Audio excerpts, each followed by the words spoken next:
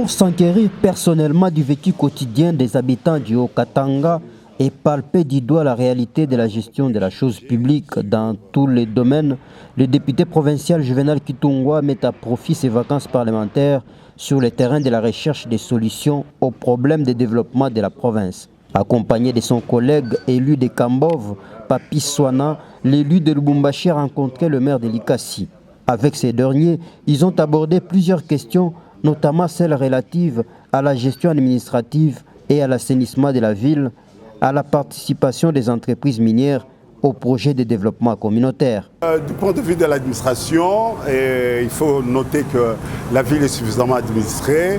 Et sur le plan de la sécurité, par rapport à la ville de Lubumbashi, la sécurité ici est quand même assurée parce que depuis le mois de novembre, on sent que la ville est calme et on a même d'ailleurs tendance à l'oublier parce qu'il n'y a pas tellement de problèmes de sécurité. Mais en ce qui concerne l'administration, il y a quand même des questions importantes. Il y a des communes sans bourgmestre. Par exemple, la commune là où nous sommes, la commune de Likasi, il n'y a pas de bourgmestre, il n'y a pas de bourgmestre adjoint. C'est un chef de bureau qui gère la commune, ça fait déjà une année, ce qui n'est pas normal.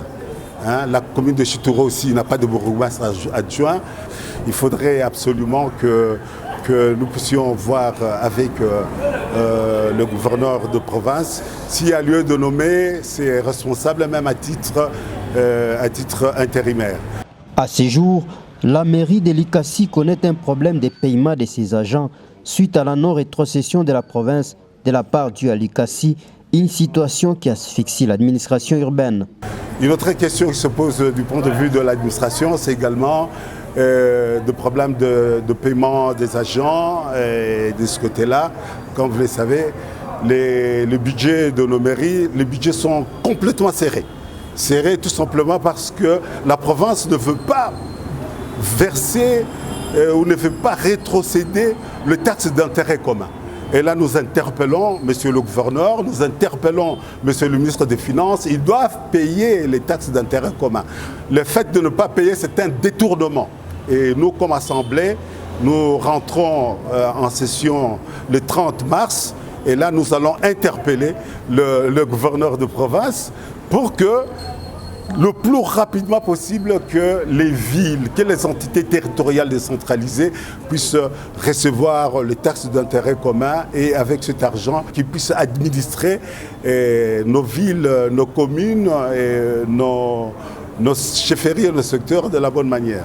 Il n'est pas normal que l'argent puisse être mobilisé ici au niveau de la ville et que cet argent puisse partir à la province et puis que la province ne puisse pas rétrocéder. Ensuite, Juvenal Kitungwa s'est rendu à Kambov, situé à 30 km de Likasi. Sur le chemin, il constate avec amertume que la route est menacée par une érosion galopante. Si rien n'est fait, sous peu, la chaussée sera complètement délabrée.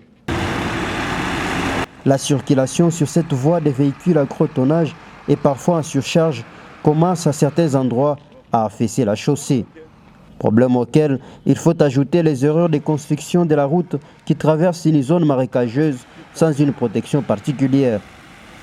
Ici par exemple, la route est presque sous l'eau. Situation au sujet de laquelle lui et son collègue se sont entretenus avec l'administrateur du territoire de Kambove. Kambove, une cité à l'abandon dont l'essentiel des routes en délabrement très avancé n'existe plus que d'un nom.